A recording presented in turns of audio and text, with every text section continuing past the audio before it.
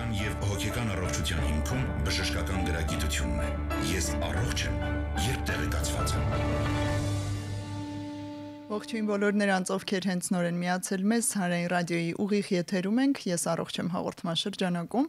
առաջիկա 30 րոպեներին ձեզ համար կաշխատեմ ես Լուսի Քոչարյանը եւ իհարկե ինչպես միշտ նշեմ այն բոլոր տարբերակները, որով կարող եք մեզ միանալ, դա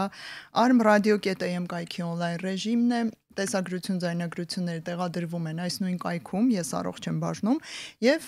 Facebook-յան հարթակը, այստեղ մենք հասանելի ենք live stream-ի տարբերակով մեզ դիտելու Եվ իհարկե լսելու համար պետք է մտնեք հայատարգրված Հայաստանի Հանրային ռադիո Facebook-յան էջ եւ մենք կհայտնվենք ձեր տեսադաշտում։ Մեկնաբանությունները բաց են, կարող եք նաեւ հարցեր եւ դիտարկումներ թողնել, ներկայացնեմ թե մեր հարցերին այսօր ով է պատասխանելու մեր արդեն բարբերաբար մշտական հյուր դարձած կլինիկական հոգեբան եւ հոգեթերապևտ Մարտին Մովսիսյան, ողջույն։ Բարև ձեզ։ Ձեզ շատ սիրում են ունկնդիրները եւ նույնիսկ ռադիոյի աշխատակիցներ ձեզ այդ եթերից հետո միշտ նշում են որ այ ինչ լավ էր նկարագրում, այ ես հիշեցի հենց այդպիսի մարդկանց, այդպիսի իրավիճակներ, շատ լավ էր բացատրում այն մտքերը, որ ես ունենում եմ ամեն անգամ այդ իրավիճակում դրանով է պայմանավորված, որ հատկապես այդպես կոնֆլիկտային հարցեր թերևս դες այդ քննարկելը ճիշտ է, մարդիկ դառնում են ապրումակից, շատ իրենց հետ իդենտիֆիկացում են եղածը, կատարվածը, այդպիսով ավելի հեշտ է իհարկե դառնում գիտակցել ամեն ինչ։ Չէ, հենց այսօրվա թեմայի հետ կապված բռնությունը չեն համարում նորմալ երևույթ, այլ հասկանում են, որ այլընտրանք կա, ու սա միակ ճիշտ տարբերակը չէ, քանի որ երկար ժամանակ իրենց համար դա ինչ որ չափով նորմա է եղել։ Առավել եւս այո, այսօրվա թեման մենք խոսելու ենք հոգեբանական եւ ֆիզիկական բռնության վերաբերյալ, հարգելի ունկնդիրներ, բռնության տեսակները շատ են սահմանված, այնտեղ կա եւ կենցաղային, եւ ֆինանսական, եւ տարածքային նույնիսկ երբ այդպես փակում են ցանկացած մարդու հարաբերության եզրում կարող հայտնվի բռնությունը, որը որ ինչ որ չափով համարվում է պրիմիտիվ մոտեցում կամ պրիմիտիվ լուծում։ Ու բացի այդ ցանկացած տիպի բռնություն, այ կլինի դա ֆինանսական թե ուղղակի կենցաղային, ըստ իս եւ կարծում եմ ըստ բոլոր հոգեբանների հանգեցնում է նաեւ ծանր հոգեվիճակի, այսինքն անխուսափելիորեն բերում է էլի հոգեբանական բռնության ինչ-որ այլընտրանքային ձևի բանով միջնորդավորված էլի, այսպես ասած։ Դուք այ ասացիք, որ դա պրիմիտիվ լուծում է։ Կարծում եմ, որ շատ մարդիկ վերլուծելով հասկանում են, որ կարելի է ավելի խելացի լինել, կարելի է այս չանել, այն չանել, բայց ամեն դեպքում ֆիզիկական եւ հոգեբանական բռնությունը խնդիրների դրսեւորման ամենատարածված Բոլոր երկրներում, բոլոր սոցիումներում ամենատարածված, այսպես չարչրկված տարբերակն է եղել եւ մնում։ Ինչու են մարդիկ դիմում, այս պրիմիտիվ եւ միանշանակ վատ ելքերով լուծմանը, ճակերտավոր։ Պատճառները տարբեր են, սկսած հենց սովորական առօրյա մարդկային հարաբերություններից մինչև հոգեբանական բարդ խնդիրներ ունեցող կամ անձնային խանգարում ունեցող տեսակների, պրիմիտիվ բռնություններ, նաև պրիմիտիվ տարբերակից բացի մենք շատ հաճախ առօրյայում կենցաղում օրինակ մայրիկը որոշ դեպքերում կարող է խփել երեխային։ Այստեղ մենք անպայման չի որ խոսենք, որ մայրիկը բռնարար է։ Մենք չենք քաջալերում կամ ողջունում բռնությունը, բայց կան դեպքեր, որ մայրիկը ինչ պատճառներից ելնելով, որովհետև նա ինքը մարդ է, ունենում է հոգնածություն, ծանրաբեռնվածություն, այս շատ կարևոր է, թե դրանից հետո ինչ վերաբերմունք է ցուցաբերում։ Էլի եմ կրկնում, խոսքը նրա մասին չի որ պարբերաբար բռնանում է, այլ երբեմն ինչ որ իմպուլսիվ գործողություն պահի ազդեցության տակ, այս դեպքում է հենց պրիմիտիվ բառը իմաստավորվում, որովհետև ինքը կարճ հակազդում է ցուցաբերում երեխայի վարքին, այսինքն այդքան տեղից ելնելով, ինչ պատճառներից ելնելով նա չի դնում այդ երկար հետը խոսում, քննարկում եւ այլ, բայց գործողությունը անելուց հետո շատ կարեւոր է, որպեսզի ծնողը վերաբերմունք ցուցաբերի, որպեսզի երեխան ինքը ոչ թե հասկանա, որ ես վատն եմ, ես չսիրված եմ, ես անցանկալի էի, դրա համար են ինձ խփում կամ դրա համար մայրիկս ին վրա բարկացավ, այլ ուղղակի մայրիկը ինքը մարդ է, ով այդ պահին եղել է ծանրաբեռնված, ի վիճակի չէր, ինչ-ինչ խնդիրներից ելնելով, իրավիճակից ելնելով, տվյալ մոտեցումն է ցուցաբերել, երբ որ լինում է հավասարաչափ քննարկում, այսինքն հավասարը հավասարի հետ է, ծնողը բերում է այնպիսի մի հարթակում է այս քննարկումը իրականացնում, որ երեխան ինքը իրեն կարևորված է զգում, հասկանում է, որ Okay, ամեն ինչ կարող է լինել, որը որ մայրիկը ներողություն խնդրելն է այստեղ շատ կարևոր։ Մեր հանրության մեջ ընդունված է, չէ՞, որ երեխանով է, որ ծնողը մի հատ ներողություն խնդրի։ Ինձնից ծնվածի հետ ես ինչ, հավասարի հետ խոսամ, կամ ինքը պարտավոր է, կամ ինքը փոքր է, պետք է հանդուրժի, պետք է ների, պետք է համաձայնվի միշտ ինձ հետ։ Մայրը կամ այո, մեզ էլ են ծեծել։ Մեր ավելի ավակ սերնդին։ Հա, իմիջիայլոց դա լավագույն տարբերակներից մեկը չի, որ համեմատում են, բա մեր ժամանակներում գիտես ինչպես է եղել, մենք ինքներս 80-ականներին ենք ծնվել, մենք շատ քաջ տեղյակ ենք, թե ինչ է կատարվել, բայց խիա պրիմիտիվ համարվում, եթե կարելի է մի բան խոսալ, քննարկել, բացատրել, սովորացնել, որ մարդը ճանաչի իր սխալը, իր վարքի մեջ փոփոխություն մտցնի, առավել եւս երեխան, որ ճկուն է, ինքը շուտ յուրացնում է այս վարքի մոդելը, հետեւաբար երբ որ նա հասկանում է, որ պետք չի ֆիզիկականին զոռել, պետք չի բռնության հասցնել, մարմնական ջարդ վնասել, այլ պետք է բառերով խոսել, բացատրել, քննարկել եւ գալ ավելի արդյունավետ ու էկոլոգիչնի լուծման, այս դեպքում երեխան եւս մեծ հավանականությամբ տվյալ մոդելն է յուրացնում։ Երբ փողում են տալիս նախկինում, այսպես էր, այնպես էր, միշտ ասում եմ, թե մենք շատ նախկինում նաև քարանձավներում էինք ապրում։ Հիմա ինչպես տեսնենք, դուրս ենք եկել, այսինքն անընդհատ ասել 20 տարի առաջ մեզ էլ էին ծեծում, ձեր ասած իրոք ես էլ 80-ականների հետ միլենիալներից եմ, շատ լավ հիշում եմ, որ չծեծվող երեխա գրեթե գոյություն չուներ, այսինքն դա այսպես ձեռքի հետ ոտքի վրա արվող բաներ էին, գործողություններ էին դաստիարակչական, բայց մենք առաջ ենք գնում, չէ՞, հոգեբանները մեզ շատ բաներ սովորեցնում։ Էվոլյուցիան է, այդ զարգացման, գիտակցության բարձրացման բանական էակ ենք։ Մենք կենդանիներից առաջին հերթին տարբերվեցինք նրանով, որ մենք ունենք բանականություն, մտածողություն, խոսք։ Մենք կարողացանք հաղորդակցվել այլ հարթակի վրա, այսինքն զարգանալով եկանք նրան, որ պետք չի, երբ որ իմ զենքը կամ իմ որսից մեկը գողանում է, պետք չի հարձակվել, նրան սպանել։ Հասկացանք, որ պետք է ուղղակի անձնային սահմաններ ձևավորվեց, որ սա իմն է, երբ որ դու իմ սահման ես ներգործում, մուտք գործում, դու պետք է ինձանից թույլատվություն հարցնես, պետք է իմ կամքը, իմ ցանկությունը, իմ սեփականության գաղափարը ունեցվածքի հետ հարցում կատարես։ Ես համաձայն եմ, թե դեմ եմ։ Եվ կամած զարգանալով մարդ եկավ այն մակարդակին, այո, դրա հետ մեկտեղ զարգացավ գիտությունը, փիլիսոփայությունը, արդեն անթրոպոլոգիան եւ ի վերջո հոգեբանությունը, որ այս ամեն ինչից վերցրեց, ամեն ինչից բոլոր ծաղիկներից վերցրեց եւ փունջ դարձրեց հենց հոգեբանություն մասնագիտությունը, որը որ երբեք արդեն ամբողջ աշխարհում չի քաջալերվում, չի ողջունվում ոչ մի տեսակ բռնություն։ Իսկ եթե ես ավելի sense կանգ առնեմ բռնության տեսակների վրա, այո, երկու մեծ խումբ է՝ ֆիզիկական եւ հոգեբանական։ Ֆիզիկականը այդ ծեծ, ուժ գործադրել, սեռական բռնությունը եւս ֆիզիկական բռնության շրջանակներում է, իսկ հոգեբանական բռնությունը արդեն այնպես ծանոթ մոդայիկ նաեւ տերմիններ կա այսօր, գազլայթինգ, բուլինգը ինչ որտեղ նաեւ ֆիզիկական է, բայց հիմնականում ինքը ծաղրանք է խոսքի միջոցով եւ վերբալը, այսինքն հոգեբանական նաեւ հուզական եւ վերբալ ձևով է արտահայտվում, որը բացասական մանիպուլյացիաներ, մանիպուլյացիան եւս այո հոգեբանական է, շանտաժները, այո մարդուն մոլորացնել, ինչ որ բանը վերցնել։ Էլի պրիմիտիվ մոտեցում է, մենք ոնց ուզում ենք պատտվենք, մեկը գալու ենք այդ եզրահանգմանը։ Մարտին մի ոչ միանշանակ հարց եմ ուզում ուղղել, կարծում եմ ունկնդիրներին է միշտ սա հետաքրքրում, շատ ենք խոսում այս երկու խմբի բռնությունների վերաբերյալ եւ տարբեր մարդիկ տարբեր կարծիքներ ունեն։ Մեկը ասում է ավելի լավ էր մի հատ ապտակեր, քան հոգեբանորեն այնպես տորացներ բառերով,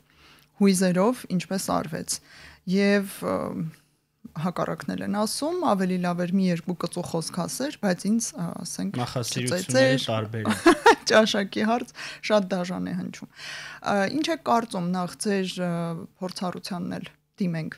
Որն է ավելի ծանր, մարդիկ որն են ավելի ծանր տանում, որի տակից են ավելի բարդ դուրս գալիս իրենց ամբողջ կյանքի ընթացքում ու նաև դիմում հոգեբանի այդ հայցով։ Իրավունք չեմ վերապահի արժե զրկել ինչ որ մեկի ֆիզիկական կամ հոգեբանական բռնությունը, որովհետև կոնկրետ դեպքում կոնկրետ այցելուի կամ կոնկրետ մարդու տարած բռնության ձևը իմ համար եւս ինքը դիտարկում է որպես բարդ ծանր իրավիճակ, որովհետև մեկին կարող են ժամերով ծեծել, ինքը ասի, վայ շատ լավ էր որ սենց ավարտվեց, մեկին կարող են մի հատ վիրավորել ու ինքը օրեր շարունակ կպչու մտքի պես այդ վիրավորանքը հնչում է իր ուղեղում, չի մարսվում։ Ինչ վերաբերվում է որն է, ես կարող եմ ասել որն է ավելի երևացող ու շոշափելի, դա ֆիզիկականն է, որտեղ որ կան կապտուկներ, վնասվածքներ, ջարդվածքներ ու ցավալին հենց այն է, որ մենք առօրյայում հենց ֆիզիկական բռնությանն ենք մեծ ուշադրություն դարձնում։ Երբ որ մենք լսում ենք, որ մեր բարեկամներից մեկի կնոջը կամ մեկի աղջկան ապտակեցին, միանգամից մեր հոգեկան աշխարհը խառնվում է իրար։ Բայց մենք երբեմն երբ որ լսում ենք, որ գիտեք, այս ինչ մարդուն խաբեցին, օգտագործեցին, խոստովացան, որ մենք ամուսնանալու ենք, հետ ինչ որ հարաբերություն ունեցան ու բաժանվեցին, կան մարդիկ, ովքեր ասում են, վայ լավա, որ տենց ավարտվեց, լավա չեն ամուսնացել։ Այն սենց վատ ասացված կա, չէ, ասում է քորի կողքը շաշ աչքը նորմալ է համարվում։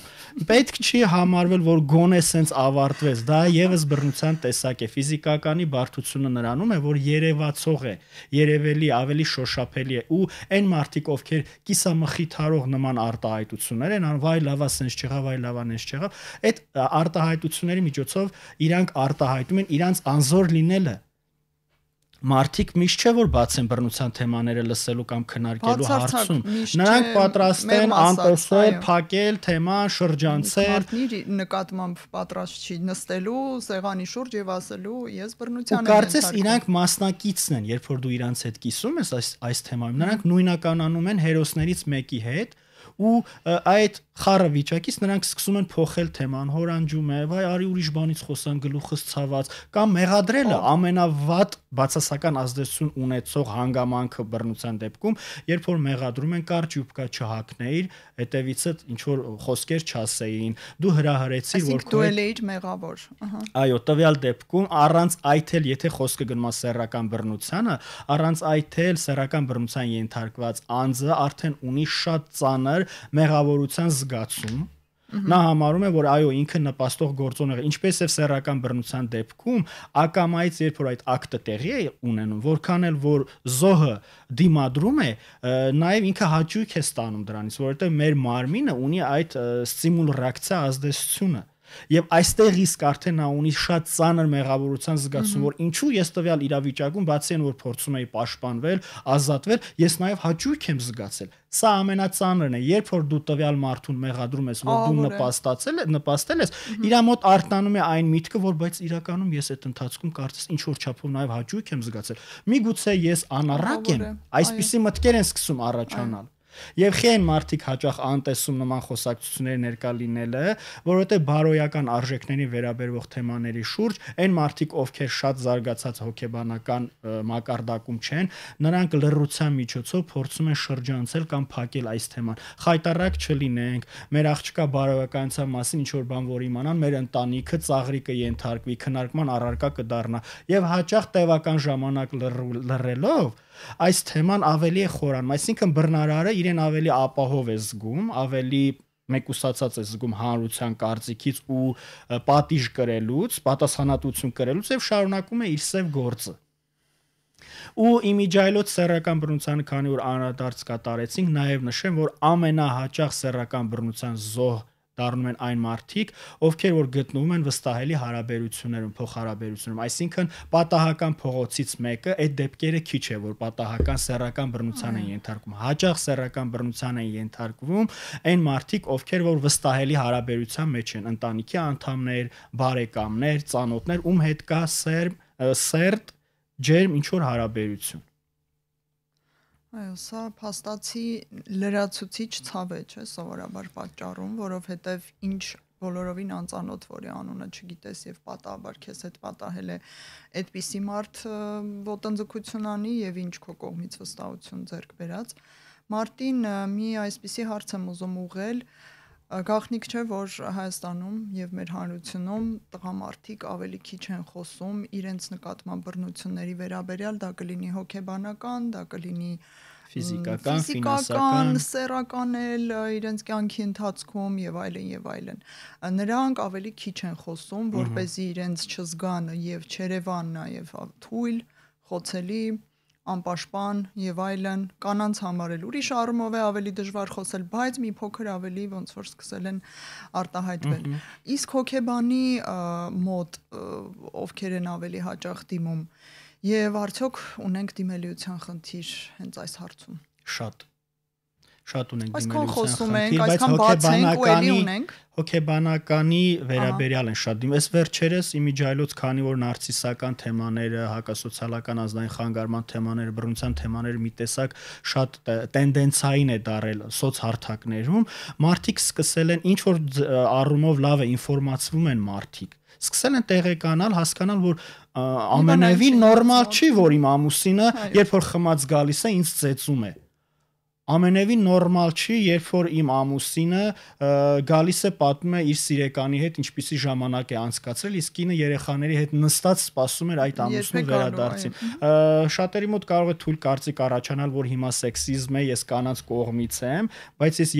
երկու սեռի կողմնակիցն եմ։ Ես անարդարությունը երկու սեռից էլ գալիս են ձեզ մոտ տղամարդիկ քիչ են դիմում, բայց այս վերջերս ունեցա դեպքեր, երբ որ տղամարդը նարցիսական ազգային խանգարում ունեցող ամենայն հավանականության կնոջ տարիների ամուսնության դեպք էր բերել, кейսը այդպիսին էր ու ասեմ, որ բավականին տղամարդը երբ որ հասկացա, որ ինքը քննադատվելու ոչ մի միտում չի կարա լինի այստեղ, ոչ մի քննադատելու առիթ չկա, հասկացա, որ ու գիտեք ինչ ասեց, ոնց եմ փոշմանում, որ ես շուտ չեմ եկել, որ շուտ չեմ իմացել, որ սենց այսինքն ինքը մտածում էր առօրյա լեզվով ասած, նա իրա բառերն եմ ասում, ես մտածում եմ, որ ես ինձ կընկալեմ որպես տրյապկա, որ ես գամ խոսամ, թե իմ կինը ոնց է ինձ բռնանում, այսինքն կմտածեն ես այնքան ուժեղ չեմ, որ չեմ կարողանում նրա հախիցը գալ, բայց դու նրա հախիցը ոնց գաս, եթե խոսքը գնում է նարցիսական ազգային խանգարում ունեցող անձի մասին, որը որ չի գիտակցում իր բաց կողմերը, այսինքն հիշում ենք, որ նարցիսական ազգային խանգարումը հիվանդություն չէ, որ պետք է բուժվել։ Այս մարդկանց հետ շփվող, ապրող մարդիկ են տուժվում, նրանք չեն տուժում, նրանց համար շատ ապահով է, շատ հարմար է որ իրենք այդպիսին են։ Եվ բավականին լուրջ արդյունքներ գրանցվեց ու նա սկսեց իր անձնային սահմանները դնել, կար երեխա դեռ թերապիայի ընթացքում չեն ամուսնալուծվել, այնինչ այդ տղամարդը հաճախ էր մտածում այդ մասին, որ ամուսնալուծվեմ, դեռ իմ կյանքը ավարտված չէ, դեռ ես կարող եմ իմ երջանկությունը գտնել, իմ սերը գտնել։ Չգիտեմ ինչ ընթաց կլինի, դա իրենց որոշելու հարցն է, ես չեմ որոշում ոչ մի այցելու այդտեղ, թե որն է ճիշտ եւ ոնց պետք է լինի, ես օգնում եմ, որ մարդը տվյալ իրավիճակում ավելի մեծ ընտրության հնարավորություն ունենի, պատկերն ու իրավիճակը ավելի ամբողջական, ավելի ընդլայնված ընկալի եւ ինքը կկայացնի իր որոշումը, երբ որ ունենա ռեսուրս։ Մարտին իսկ լինում են դեպքեր, երբ բռնությունը այնքան ակնառու է, այնքան վնասարար է եւ սպառնալիք է իրենց ներկայացնում այդ մարդու կյանքի համար, երբ հոգեբանը կարող է թույլ տալ իրեն կոնկրետ ավելի դիրեկտիվ ուղղորդում տալ, որ գիտես քո կյանքին կարող է մի օր վտանգ սպառնալ եւ լավ կլինի դու մտածես, չգիտեմ, բաժանվելու մասին, փրկվելու մասին, այդպիսի դեպքեր լինում են։ Եթե ուշադիր լինի հանդիսատեսը, ամերիկյան որոշ ֆիլմերում, բացառիկ դեպքերում, երբ որ հոգեթերապևտը շատ ուղիղ խորհուրդ է տալիս, հենց սեռական ու հոգեբանական ծանր բռնությունների դեպքում, քանի որ Ամերիկայի քաղաքացին ավելի ապահովված է, ավելի պաշտպանված է, այնտեղ սոցաշխատողը իր մեծ դերը կատարում է, հենց ուղիղ այդպես էլ ասում է, եթե դու չամուսնալուծվես, ամենայն հավանականությամբ դու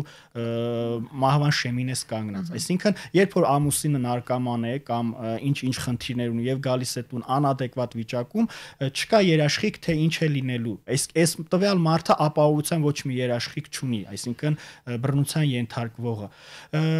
Ինչպես եւ ոչ թե հոգեթերապիայի process է դա արդեն, Լյուսի ջան, այլ ինքը աջակցություն է ավելի շատ։ Ինչպես եւ արտասահմանյան գրականության շատ մեծ էջերում նշված է, որ այո, որոշ դեպքերում հենց հոգեբանը, հոգեթերապևտը կամ սոցաշխատողը ուղիղ ասում է, ուղիղ հենց նշում է, որ պետք է չշարունակել տվյալ մարդու հետ ապրել, որովհետեւ ոչ մի լավ բանի չի բերելու։ Եվ ինչ կասեք ֆիզիկական բռնության ազդեցության մասին հոգեկան առողջության վրա։ Արդյոք իսկապես լուրջ են հոգեբանական հետևանքները, երբ թվում է թե երբ մարդը ծեծվեց, օրինակ, ֆիզիկական վնաս հասցվեց նրան, ցաված մարմինը, զգայարանները եւ այլն, լավացավ ու փախավ եւ վերջ, կարելի է այդքանով ավարտված համարել, բայց դե մենք տեսնում ենք իրական կյանքում, որ մարդիկ ձեռք են բերում վախեր, տագնապներ, կպչուն մտքեր։ Այ հենց դուք ձեր հարցին պատասխանեցիք, տեսեք, ֆիզիկական բռնության ժամանակ կապտուկը, ջարդված տեղը կարող է անցնել, բայց հետևանքը երբեմն չի անցնում։ Առավել եւս եթե տևական ժամանակ է, իսկ եթե ավելի կոնկրետ նշում կատարեմ, երբ որ փոքր տարիքում տևական ժամանակ մարդը ենթարկվում է հոգեբանական կապ չունի ինչ բռնության, նրա մոտ կա ռիսկը, որ կոմպլեքսնի հետտրավմատիկ ստրեսային խանգարում է զարգանալու։ Դա ամենաբարդ տրավմատիկ խանգարումներից մեկն է, որը շատ երկար ժամանակ է պահանջում բուժվելու համար, ինչպես եւ մանկության տարիներում երկար տևական բռնության ենթարկված մարդու մոտ կարող է ի հայտ գալ անհատականության դիսոցիատիվ խանգարում ասվածը, այդ անձի երկատվածությունը, որ տենց հանրությանը շատ ծանոթ է, այդ խանգարումները հաճախ հենց բռնության զոհ հանդիսացող մարդկանց մոտ են լինում, ել չասեմ սեռական բռնությունը, որը որ բերում է նմանատիպ խանգարումների, նույն այդտեղ կարող է լինել հենց տագնապային խանգարումը, օբսեսիվ կոմպուլսիվ խանգարումը, ուղղված մաքրությանը, ուղղված ամեն ինչ ճիշտ պետք է լինի, ինչպես եւ օրինակ կան սեռական բռնության ենթարկված անձինք, ովքեր որ երկար տարիներ չեն հիշում, մոռացված է, բայց երբեմն ինչ որ փուլում թրիգեր է հանդիսանում, օրինակ հենց շատ պատահական նրան դիպչելը։ Ինքը որ կարծես sense մտքերով է լինում, իրան դիպչում ես մարմնին ու ինքը միանգամից ինչ որ բուրըն ապրումներ է սկսում։ Նաեւ կան մարդիկ, ովքեր որ կատեգորիկ չեն սիրում, որ իրանց կպնում են։ Խոսքը նրա մասին չի, որ բոլոր նման մարդիկ ենթարկվել են սեռական բռնության, բայց կան դեպքեր, որ հետագայում պարզում է, որ հենց սեռական բռնություն է եղել պատճառ, որ ինքը տակտիլ ոչ մի կոնտակտ չի սիրում։ Այո, իրանք շատ sense զգուշավոր են, հա, ել չասեմ հանրային տրանսպորտում, երբ որ նրանց կպնում են։ Ես դեպք ունեցել եմ, որ տանջանքի են վերածվում հանրային տրանսպորտով կամ լեցուն փողոցներով քայլելը եւ նրանց մոտ փաստորեն տնից դուրս գալը խնդիր դառնում։ Մի այսպիսի հարց ունենք, ինչ եք անում այն այցելուների հետ, հետաքրքիր է այս ինտերակտիվ հարցերը լսարանի կողմից, ինչպես եք վարվում այն այցելուի հետ, ով հրաժարվում է կամ խուսափում է հարցերին պատասխանել հենց բռնության վերաբերյալ, չվերապրելու համար այդ նույնն է, երբ դժվար է նրա համար, արդյոք հնարավոր է ինչ-որ կերպ իրականացնել թերապիան առանց այդ ցավը պատճառելու։ Թե օրինակ клином вышибает ռուսերեն ասացված պետք է աշխատի մի օր։ Պետք չէ ստիպել, պետք չէ ինչ որ մանիպուլյացիայի միջոցով բերել նրան այն վիճակին, որ ինքը խոսա, այցելուն է որոշում ինչից խոսա, ինչքան խոսա, երբ խոսա կամ ընդհանրապես խոսա, թե չխոսա։ Ես պարտավոր եմ հարգել այցելուի ցանկացած որոշում։ Նա ինքը ինձ վճարում է, որպեսզի ես օգնեմ նրան, ոչ թե ես իր տեղը որոշեմ, ոչ թե ես գիտեմ որն է լավ, որն է ճիշտ, որն է սխալ, դա հոգեթերապիա չէ։ Ինչ ուզում եք անվանեք, բայց դա հոգեթերապիա չէ։ Իսկ կա թյուր կարծիք, որ գնամ հոգեթերապևտի մոտ, ինքը ինձ ուղղի, շտկի, ասի ինչ անեմ, խորհուրդներ տա,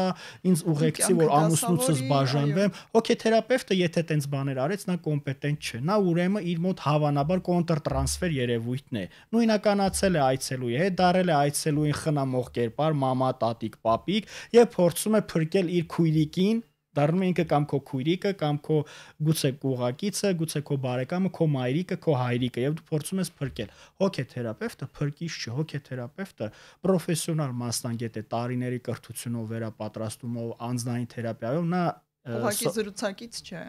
Այո, նա կարող է ապրում ակցել, ցավ ապրել, երբեմն լինում է դեպքեր, որ հոգեթերապևտը նաև արտասվում է, որ շատ նորմալ է։ Դա նորմալ է, իդեպ, շատ են ասում։ Խոսքը նրա մասին չի, որ նենց հոնգուր լացեն, որ այցելուն մտածի, վայ, ես ինչ արեցի ու փակվի։ Չէ, խոսքը նրա մասն է, երբ որ կան անարդար դաժան դեպքեր, օրինակ, երբ որ խոսքը գնում է երեխայի բռնության, սեռական բռնության մասին ու քո դեմ նստած կինը հոնգուր լացում է։ Այդ դեպքում ես բացի այն, որ հոգեթերապևտ եմ, ես նաև մարդ եմ ու քար չի իմ սիրտը։ Հենց այդ էմպաթիկ լինելը կարող է բերել նրան, որ այո շատ տխուր լինի իմ դեպքը, իմ ձայնի մեջ երևա այդ լացի արդեն նշանները ու չի բացառում, որ գուցե ինչ որ չափով արդյուն գնա, բայց ես սրանով ոչ թե փակում եմ այցելուի հույզերը, այլ նա հասկանում է, թե ինչքան ցավալի իրավիճակ է։ նա հասկանում է, որ ես ինքս նրա հետ կիսվում եմ իր ցավը։ Ու խոսքը նրա մասին չի, որ ամեն անգամ sense բան լինում է։ Որտեղ օրինակ պատերազմի ժամանակ են լինում թեմաներ, որ ուղակի քանդվում ես դու որպես մասնագետ, երբ որ լսում ես զինվորը քո հայրենակիցը ինչի միջով է անցել պատերազմի դաշտում, ինչից է ինքը ողջ մնացել։ Շատ հետաքրքիր հարց ունենք, վերջին 5 րոպեներին հասցնենք անդրադառնալ, արդյոք երբևէ ֆիզիկական կամ սեռական բռնության ենթարկված անձը կարող է հոգեբան դառնալ եւ աշխատել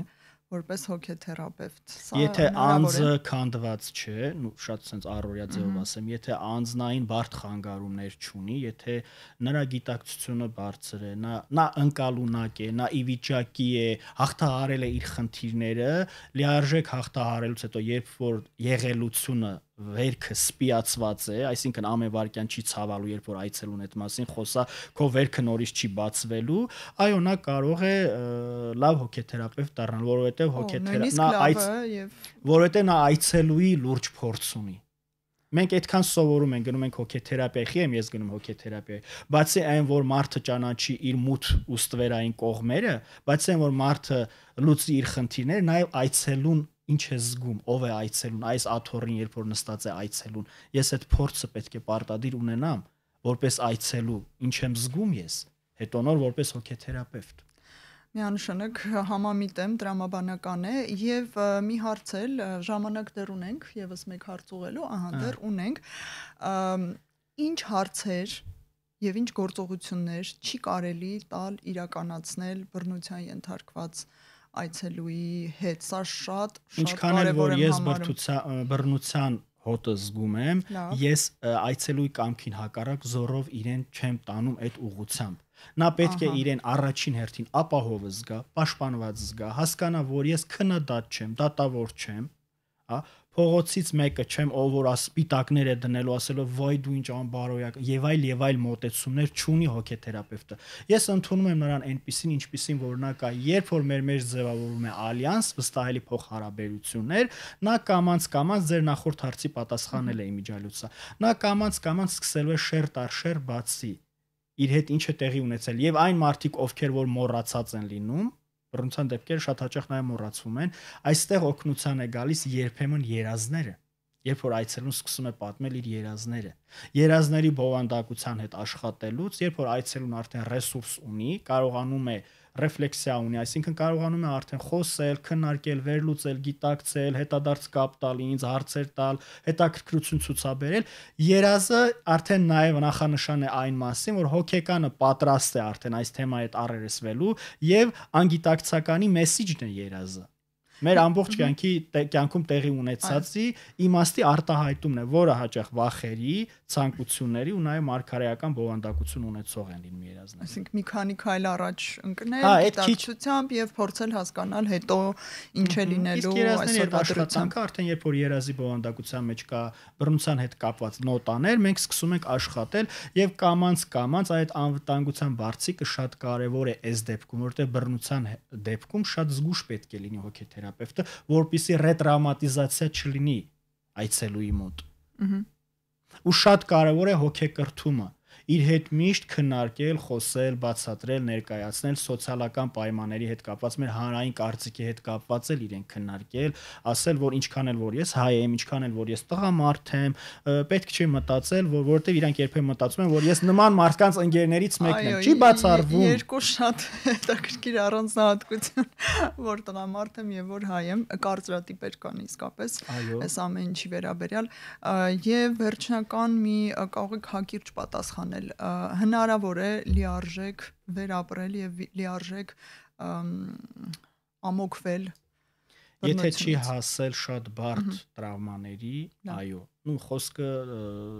անձնային խանգարումների, բարդ խանգարումների մասին եթե չի, այո, իհարկե կարելի է։ Ու խոսքը նրա մասին չէ, որ հաճախ գալիս են ասում են նենց հարավոր մոռանամ։ Երբեք մենք չենք մոռանալու, թե մեր հետ ինչ է տեղի ունեցել, բայց մենք սկսելու ենք չապրել դրանով։ Դա գնալու է դառնա անցյալում եղելություն, փաստ, որ իմ կյանքում եղել է նման դեպք։ Այսինքն սպի, որին ամեն անգամ նայելուց ես հիշելու եմ, որ սա ինչի հետևանքով առաջացած սպի է։